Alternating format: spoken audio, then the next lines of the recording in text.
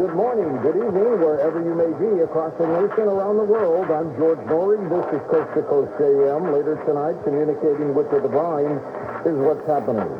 That story out in Louisville, Kentucky. The Louisville Metropolitan Police say 5 people are dead, including the gunman, 8 others injured in the Kentucky city following a shooting at a building that houses an old National Bank location. The lone shooter in the incident, identified by police as someone who did have a connection to the bank location. He worked there, is deceased as well. Taiwan is sounding alarms over Chinese military drills that it says could mistakenly spark an uncontrollable war that would